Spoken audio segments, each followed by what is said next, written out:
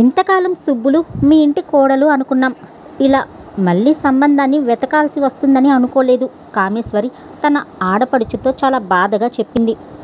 అట్టే వెతకాల్సిన పనుండదులే చెప్పింది చాముండేశ్వరి తన ఆడపడుచుతో. ఇంత అకస్మాత్తుగా జాతకాలెందుకు చూపించారు అడిగింది కామేశ్వరి కాసేపాగి. వెంకటావధాని మా ఊరు వచ్చి మా ఇంట్లో బస చేశాడు. ఆయనేమో వద్దంటున్న ఇద్దరి జాతకాలు చూశాడు. సుబ్బులుకి ఈ సంగతి తెలియగానే ఎంత దిగులు పడిందో చెప్పింది కామేశ్వరి. నిజమే, ఏం చేస్తాను చెప్పు వదినా చెప్పింది చాముండేశ్వరి. మనసులో అనుకుంది, ఆ మాత్రం నటించకపోతే ఎలా? ఈశ్వర్రావు గురించి మేం వెళ్ళాక చెప్తుంది. వాళ్ళ పెళ్లిలో అసలు విషయం చెప్తాను. సాయంత్రం తోటకి బయలుదేరారు బావమద్దులిద్దరూ. అయ్యా, కొబ్బరి బొండాలు దించమంటారా అడిగాడు. వద్దులేరా చెప్పాడు డాంబికేశ్వరరావు. ఆ తర్వాత ఇద్దరు తోటకి వెళ్ళిపోయారు. రాములుకి ఏం చేయాలో తోచలేదు. వాళ్ళ వెంట తోటకి వెళ్ళి 4-5 సార్లు అడిగాడు మంచినీళ్లు తాగుతారా అని. అక్కర్లేదని చెప్పాడు షణ్ముగరావు. చీకటి పడుతుంది. రాములు వాళ్లతో పాటు తోట నుంచి వచ్చాక అడిగింది సుబ్బులు రాముల్ని రహస్యంగా. నిజం చెప్పించే మందు తాగారా? ఏమన్నారు? తాగలేదు. అసలేం తాగలేదు వాళ్ళు. అమ్మయ్యో, ఎలా మరి? రాత్రి అన్నం దగ్గర వాళ్ళకి పెట్టే మంచినీళ్ళలో కలపడం ఒకటే మార్గం చెప్పాడు రాములు. ఆ పని నేను చేస్తాలే, ఆ మందు నాకివ్వు చెప్పింది సుబ్బలక్ష్మి. క్వార్టర్ జిన్ బాటిల్ తెచ్చి చెప్పాడు రాములు చెరిసగం కలపమని. నాకు మాట రాకుండా చూడండి అని కూడా చెప్పాడు. ఒట్టేశాగా ఇంకా భయం దేనికి? రాత్రి భోజనాలు వడ్డించారు డాంబికేశ్వరరావుతో. అన్నీ మాట్లాడుతున్నాడు కానీ షణ్ముగరావు మళ్ళీ పిల్ల పెళ్లి విషయం ఎత్తలేదు. ఆయన కోపం. అందుకు కారణం 1-2 సార్లు సర్ది చెప్పడానికి డాంబికేశ్వరరావు ఆ విషయం తెచ్చిన షణ్ముగరావు కట్ చేసేశాడు. శుభ్రంగా తోమిన ఇత్తడి గ్లాసులో మంచినీళ్ళని పోసింది సుబ్బలక్ష్మి. అందులో రెంటిలోనూ నీళ్ళని కొద్దిగా పారబోసి జిన్ని ఆ మేరకు సమానంగా కలిపింది. మంచినీళ్ళ గ్లాసులని కంచాల దగ్గర ఉంచింది. అక్కడ చిన్న పొరపాటు చేసింది సుబ్బులు. చూడ్డానికి గ్లాసులు కానీ గ్లాసుల్లో నీళ్లు కానీ ఒకే రకంగా ఉండడంతో మంచినీళ్ళ గ్లాసేదో మందు కలిపిన గ్లాసేదో పోల్చుకోలేక ట్రేని మరోవైపు నుంచి పట్టుకోవడంతో మందు కలిపిన 2 గ్లాసుల్ని తల్లి అత్తయ్యల కంచాల ముందు, మామూలు మంచి గ్లాసుల్ని తండ్రి మామయ్యల కంచాల ముందు ఉంచింది. తనే స్వయంగా వడ్డించసాగింది. ఇద్దరు నీళ్ళెక్కువ తాగాలని తండ్రికి మావయ్యకి నెయ్యి ఎక్కువ వేసింది. నీళ్ళేంటి అదో మాదిరిగా ఉన్నాయి చెప్పింది కామేశ్వరి కొద్దిగా తాగి. మా ఊళ్ళో నీళ్లు తీయగా ఉంటాయి, నూతి నీళ్ళన్నీ ఒకే రకంగా ఉండవుగా చెప్పింది చాముండేశ్వరి. అన్నం తింటూ ఆడవాళ్ళిద్దరూ మధ్యలో మంచినీళ్లు తాగుతూ ఆ గ్లాసులోని నీళ్లను ఖాళీ చేశారు.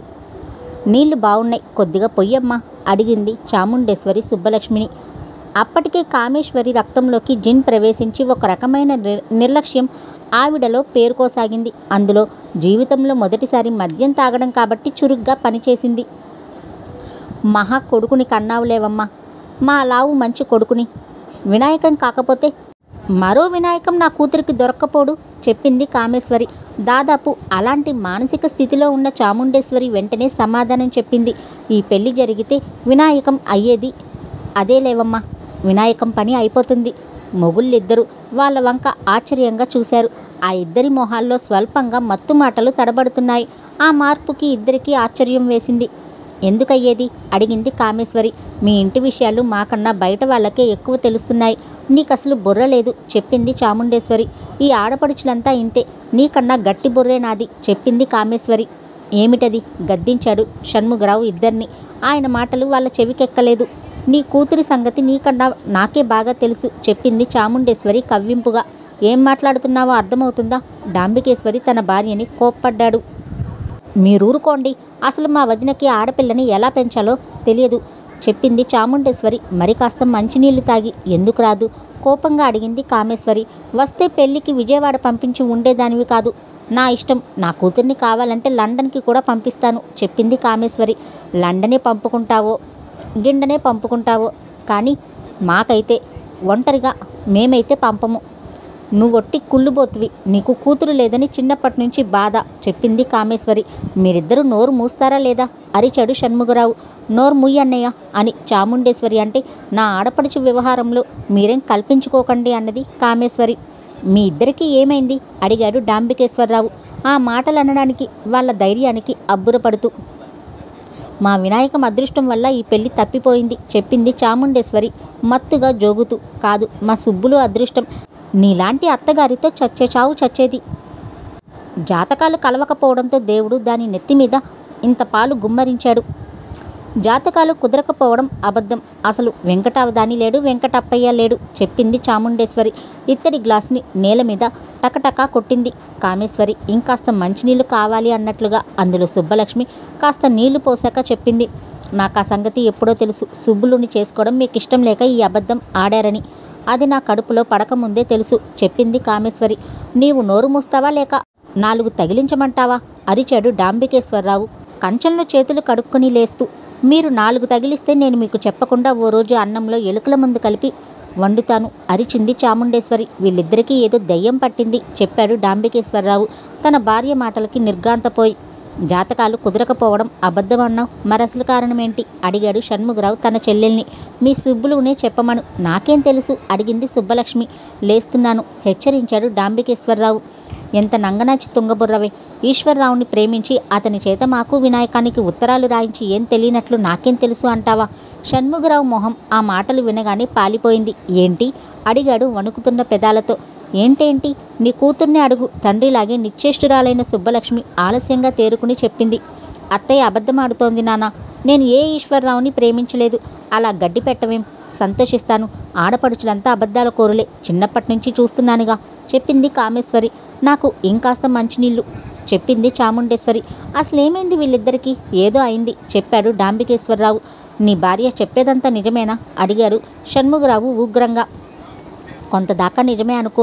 ఈశ్వరరావు నీకు ఉత్తరాలు రాశాడా? రాశాడు.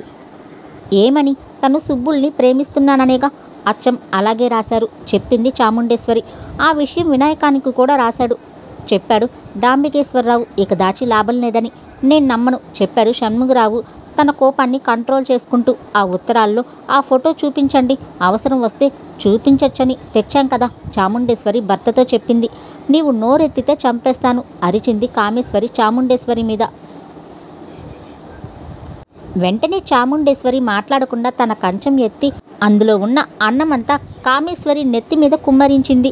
కామేశ్వరికి వెంటనే మరో గిన్నె అందుకోబోతూ ఉంటే అడ్డుపడి సుబ్బలక్ష్మి చెప్పింది, అమ్మా నేనింకా అన్నం తినలేదే. తర్వాత డాంబికేశ్వరరావు నాకు కాబోయే భర్తకి ప్రేమతో అని లక్ష్మి సంతకం చేసిన ఫోటో ఉత్తరాన్ని పెట్టెలోంచి తీసి షణ్ముగరావు ఇచ్చి ఇలా చెప్పాడు, దీన్ని ఈశ్వరరావు వినాయకానికి పంపాడు. షణ్ముగరావు పళ్ళు పటపటా కొరికి దాన్ని ఓ మూలకి విసిరేసి సుబ్బలక్ష్మి జుట్టు పట్టుకుని వంచాడు వీపు మీద కొట్టడానికి. ఆగునానా, మోసం. అది నేను వినాయకం బావకే పంపించాను, అరిచింది సుబ్బలక్ష్మి ఓ దెబ్బ వీపు మీద పడగానే. సుబ్బలక్ష్మి మాటలు వినగానే రెండోసారి కొట్టడానికి వెంటనే ఎత్తిన చేయి దింపేశాడు షణ్ముగరావు. మోసమా? అడిగాడు డాంబికేశ్వరరావు ఆశ్చర్యంగా. అవును, పచ్చి మోసం. ఈ ఫోటోని నేను బావకి పంపాను.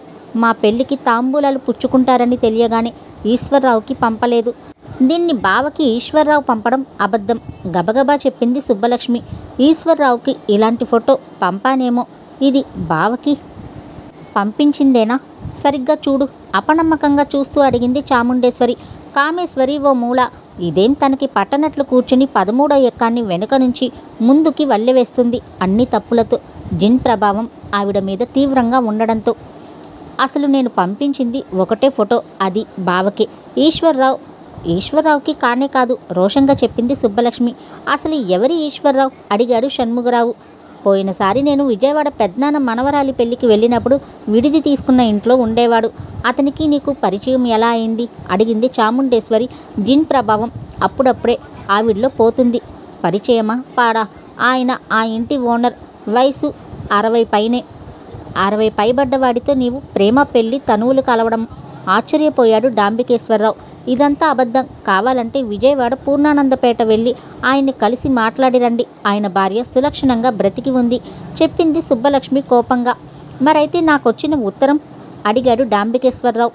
ఈ పెళ్లి చెడగొట్టడానికి ఎవరో గిట్టని వాళ్ళు రాసి ఉంటారు, చెప్పాడు. అంతదాకా చేతులు కట్టుకుని దూరంగా మౌనంగా నిలబడ్డ రాములు. అయి ఉండొచ్చు, నాకు ఊరి నిండా శత్రువులే, చెప్పాడు షణ్ముగరావు. నాకు తెలుసు, దాన్నెవరో రాశారు, చెప్పింది సుబ్బలక్ష్మి వెంటనే. మరి ఇందాక చెప్పలేదే, ఎవరు? అడిగాడు డాంబికేశ్వరరావు. ఇంకెవరు? వినాయకం బావ చెప్పింది. పిచ్చి సన్నాసి, అది వాడి చేతి రాత కాదు, అంది చాముండేశ్వరి. అదే అసలు ట్రిక్, తను రాస్తే తెలిసిపోతుందని ఎవరి చేతో ఆ ఉత్తరాన్ని రాయించాడు చెప్పింది సుబ్బలక్ష్మి. వాడు అలాంటి వాడు కాదు చెప్పింది చాముండేశ్వరి.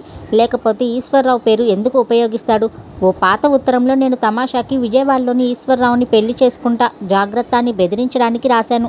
పైగా నేను వినాయకం బావకి పంపిన ఫోటోని ఈశ్వర్రావు తనకి పంపినట్లుగా ఎందుకు రాస్తాడు? ఇది బావ తెలివి. అంతా నిశ్శబ్దంగా ఉండిపోయారు. ఎవరి ఆలోచనల్లో వాళ్ళు. డాంబికేశ్వరరావు, చాముండేశ్వరి ఒకరి మొహాల వంక మరొకరు చూసుకున్నారు. చిన్నగా ఏడుపు వినబడ్డంతో సుబ్బలక్ష్మి వైపు చూశారంతా. ఆమె వెక్కుతోంది. ఊరుకో తల్లి, నిజం తెలియక నీ మీద అనవసరంగా చేయి చేసుకున్నాను చెప్పాడు షణ్ముగరావు. అందుకు కాదు నాన్నారు, నా మీద బావ అలాంటి అభాండం వేసినందుకు. మీరంతా నమ్మితే నేనేమైపోవాలి? నిజమే తల్లి, వినాయకం దుర్మార్గుడు చెప్పాడు షణ్ముగరావు కూతురు జుట్టు నిమిరి. డాంబికేశ్వరరావు తల వంచుకున్నాడు. బావకి నన్ను పెళ్లి చేసుకోవడం ఇష్టం లేక ఇంత నాటకం ఆడి ఉంటాడు మళ్ళీ వెక్కుతూ చెప్పింది సుబ్బలక్ష్మి. వెదవని లాక్కొచ్చి కాళ్ళు చేతులు కట్టి మరీ పెళ్లి చేయిస్తాను. ఏమనుకుంటున్నాడో రాస్కెల్. మరి ఇంత ఘోరమైన అబద్ధాల మండిపడ్డాడు డాంబికేశ్వరరావు. సుబ్బలక్ష్మి లోపలికి వెళ్ళి కొద్ది క్షణాల్లో ఓ ఉత్తరం తీసుకుని వచ్చి డాంబికేశ్వరరావుకి ఇచ్చి చెప్పింది. ఇది బావ నాకు రాశాడు. తను లక్ష్మి అనే అమ్మాయిని ఎవరితోనో ప్రేమిస్తున్నాడట, పెళ్లి చేసుకుంటాడట. నన్ను మర్చిపోమని రాశాడు. మాకు తెలియకుండా వాడికి ప్రేమ కూడానా? ఏది బయటికి చదవండి చెప్పింది చాముండేశ్వరి కోపంగా. ఆయన లోపలికే చదువుకుని చెప్పాడు చిన్నగా నిట్టూర్చి. ఎంతగా ఎదిగిపోయాడే నీ ముద్దుల కొడుకు. మనం వాడికి ఇంకా వెనుకటి వినాయకం అనే అనుకుంటున్నాం. హైదరాబాదులో మేడ మీద ఆ రోజే చెప్పాడు నన్ను పెళ్లి చేసుకోవడం ఇష్టం లేదని. మరి ఆ రోజే నాకు ఆ విషయం అప్పుడే ఎందుకు చెప్పి చావలేదు అడిగాడు షణ్ముగరావు క్రోధంగా. పెళ్ళయ్యాక మార్చుకుందామనుకున్నాను, నీ బొందనుకున్నావు అరిచాడాయన. 13 ఎన్నిరా అడిగింది షణ్ముగరావు భార్య కామేశ్వరి రాముల్ని. అంతా ఆవిడ వంక చూశారు. 2 చేతి వేళ్ళు 2 కాలు వేళ్లతో ఏదో లెక్కలు వేసుకుంటుంది. అవును, అసలు ఈ ఇద్దరు ఆడవాళ్ళకి ఏమైంది ఇందాక అడిగాడు షణ్ముగరావు. దొడ్లో ఆవులు అరుస్తున్నాయి, చూసొస్తానయ్యా చెప్పి రాములు బయటకు వెళ్ళిపోయాడు. వెంటనే ఇందాక ఏమైందే నీకు? కామేశ్వరి మీద అలా విరుచుకుపడ్డావు అడిగాడు డాంబికేశ్వరరావు తన భార్యని. ఏమోనండి, అన్నం తింటూ ఉంటే ఎక్కడా లేని శక్తి వచ్చినట్లు అనిపించింది. ఒళ్ళు తేలిపోతున్నట్లుగా అయి ఒక విధమైన నిర్లక్ష్యం కలిగింది. ఎందుకలా అయిందో చెప్పింది చాముండేశ్వరి. ఇలా దగ్గరకు రా పిలిచాడు షణ్ముగరావు. ఆవిడ దగ్గరకు వెళ్ళగానే చెల్లెలి నోటి దగ్గర ముక్కు ఉంచి గట్టిగా వాసన పీల్చి చెప్పాడు ఏదో కనుక్కున్నట్లుగా. అదన్నమాట సంగతి. ఏది? వాళ్ళ మంచినీళ్ళలో ఎవరో ఆల్కహాల్ కలిపారు. ఆల్కహాలా అంటే అడిగింది చాముండేశ్వరి. విస్కీ, రమ్, బ్రాందీ లాంటిదేదో కలిపారు. అమ్మో, నేను తాగింది అలాంటిదా అడిగింది చాముండేశ్వరి గుండెల మీద చెయ్యి వేసుకుని. పూర్తిగా చెప్పాడు షణ్ముగరావు. ఇందుకన్నమాట అంతంత డబ్బులు తగిలేసి తాగేది. భలే బాగుందండి, మీరెన్నడూ తాగలేదు గాని చాముండేశ్వరి డాంబికేశ్వరరావు వైపు తిరిగి ఉత్సాహంగా చెప్పింది. ఎవరి పని ఇది అడిగాడు డాంబికేశ్వరరావు షణ్ముగం వంక అనుమానంగా చూస్తూ. అవును, ఎవరి పని ఇది అన్నాడైనా ఆలోచన తర్వాత సుబ్బలక్ష్మి వంక చూస్తూ అడిగాడు. మంచినీళ్ళిచ్చింది నువ్వే కదా? ఎక్కడివి? బిందెలోనివి. బిందెలో నీళ్ళేగా మేం తాగింది కూడా. ఈశ్వర్రావు ఉత్తరం రాశాడంటని నేను నమ్మలేదు. డాంబికం మావయ్య చేత నిజం చెప్పించాలని నేను ఏదైనా ఒక ఉపాయం చెప్పమంటే ఒకరు ఈ పని చేయమని సలహా ఇచ్చారు. ఎవరు? చెప్పనని నీ మీద ఒట్టేశాను సుబ్బలక్ష్మి చెప్పింది తండ్రితో. ఎవరా ఒకరు అడిగాడు డాంబికేశ్వరరావు షణ్ముగరావుని అసహనంగా. ఇంకెవరు? ఒరే రాములు అరిచాడాయన. రాములు పొలానికి వెళ్ళాడండి. బయట నుంచి రాములు కంఠం వినిపించింది. నిస్సందేహంగా ఇది రాములు గారి సలహాని చెప్పాడాయన పళ్ళు పటపటా కొరికి. అవునా అడిగింది చాముండేశ్వరి. నే చెప్పనుగా. చెప్తే నాన్నారు చస్తారు. ఒట్టేశాను చెప్పింది సుబ్బలక్ష్మి.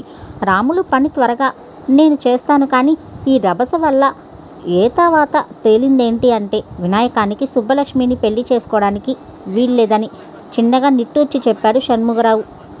ఆ సంగతి ఇంత డొంక తిరుగుడుగా చెప్పాలా విసుక్కుంది చాముండేశ్వరి. దీనికి ఒకటే మార్గం చెప్పాడు డాంబికేశ్వరరావు. అంతా అతని వంక చూశారు. వాణ్ణి ఉన్న పలానా రమ్మని టెలిగ్రామ్ కొడదాం. ఆ తర్వాత ఆయన చెప్పేది అందరూ శ్రద్ధగా వినసాగారు.